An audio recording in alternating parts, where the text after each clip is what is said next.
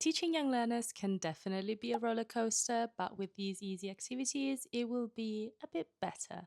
So, today we're going to look at different stirrers and settlers to manage our young learners' English language classroom. So, before we start, a stirrer is a type of activity to re energize students when they're feeling low. If they're bored, if they seem uninterested, this is what we can do. And we have settlers.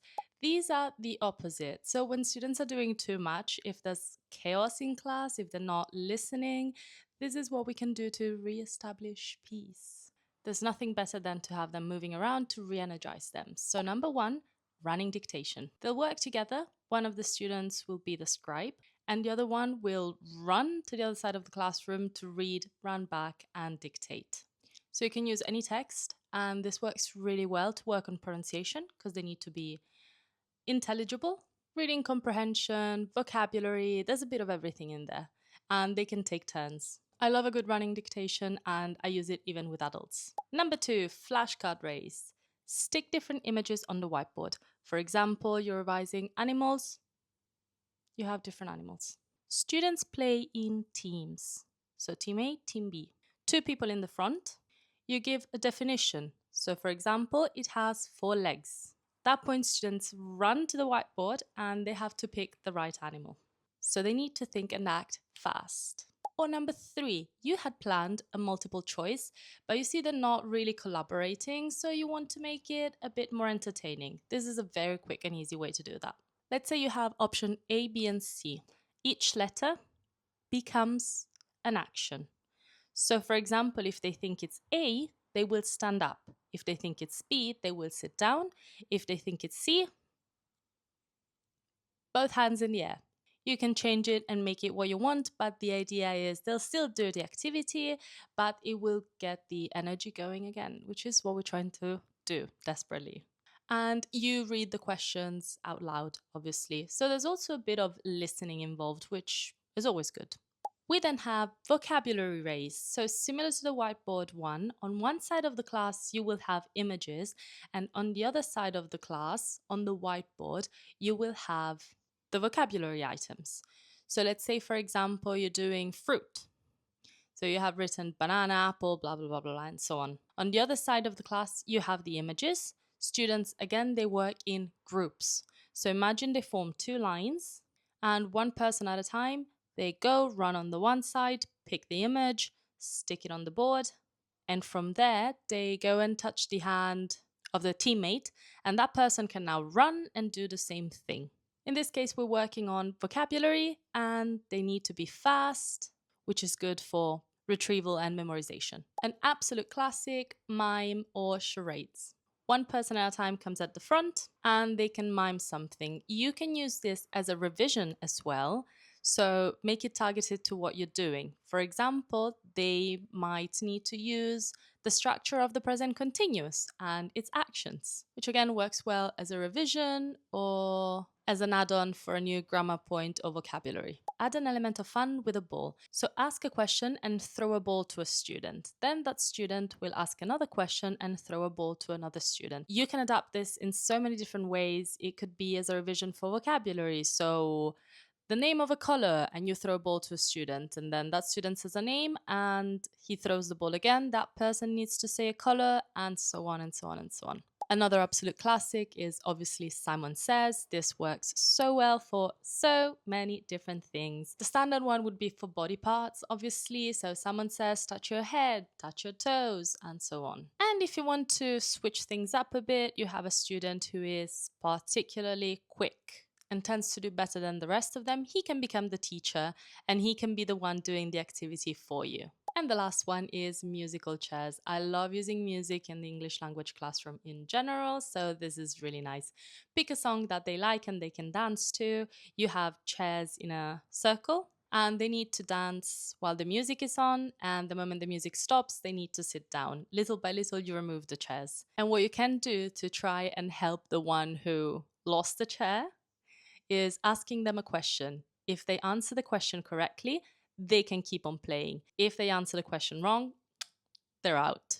And now we move on to settlers. So what happens when there's too much going on in the classroom and we just need to reestablish peace and quiet, as much as one can have that in the young learners classroom? But yeah. Number 1, picture dictation. I really like this one. So you give a piece of paper to all the students and you start describing something. Again, if you're smart about this, it can work as a revision because maybe you did rooms and furniture or prepositions of place.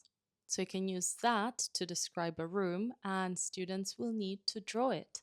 Or it can be body parts and you describe a monster. So it's an animal with 3 heads. But the idea is that they will need to be quiet.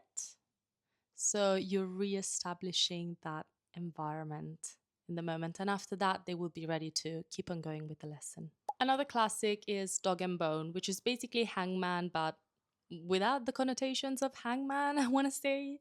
So you have dog on one side, bone on the other, and then you have different spaces. Every time a letter is wrong, you put it there, which means that the dog gets closer to the bone. The idea is that the dog is not supposed to get to the bone. And here again, you can use vocabulary that you want to revise. But the idea is that they will need to think, ask them to raise their hand, not to shout letters, because otherwise it will be chaos. Then we have stop, which is another oldie but goldie. I use it with adults as well a lot, like the last 5 minutes of lesson, or if I see that they need a break.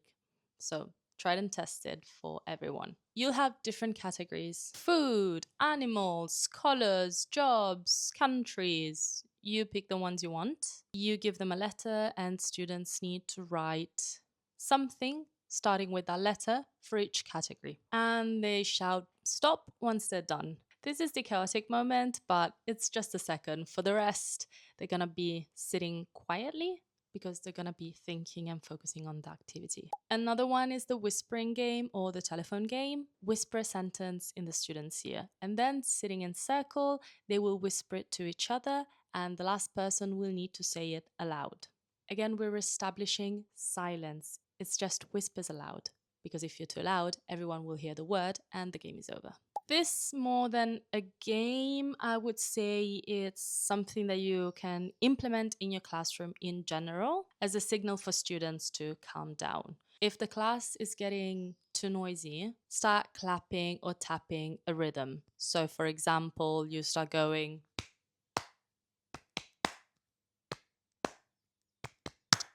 I have absolutely no sense of rhythm, so I'm sorry about that. But what students need to do is they need to copy your same rhythm, which means they will be focused on that. So they will drop everything else that they're doing and they're going to be quiet. And if you get them used to this, they will recognize the signal, which means that they will understand that it's time to tone it down. And the last one is mindful breathing. I know it sounds a bit woo-woo, but it's actually really good.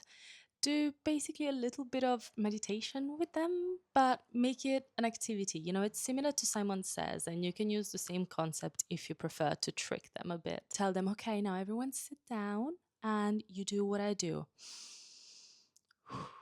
You can tell them to breathe in, breathe out. You can tell them to stretch, which again, they are focusing on these specific things in the moment. And then you've established focus and attention. The one important thing to remember though is that settlers and stirrers are there to help us reestablish order. So you can't have a whole lesson with stirrers or with settlers because it will be an absolute disaster. The idea is that you keep a steady pace of different types of activities with some stirrers and settlers here and there when needed. So if you see that things are not really going as planned, boom, here's a stirrer or here's a settler based on the mood. So yeah, don't overdo it.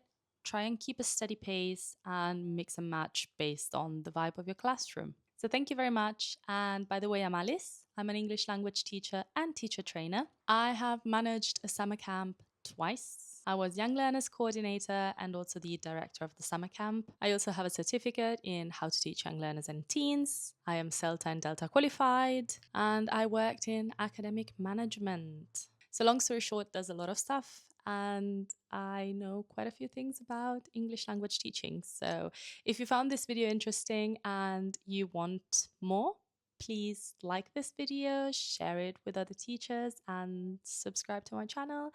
And you can also find me on TikTok with the same name, as well as on Medium, where I actually write articles. And you will find even more things, such as ideas for lessons and extra details that maybe sometimes I can't manage to put here in the videos. So yeah, let me know in the comments your favorite stirrer and settler that never fails and you use in your classroom. Thank you, bye, and see you soon.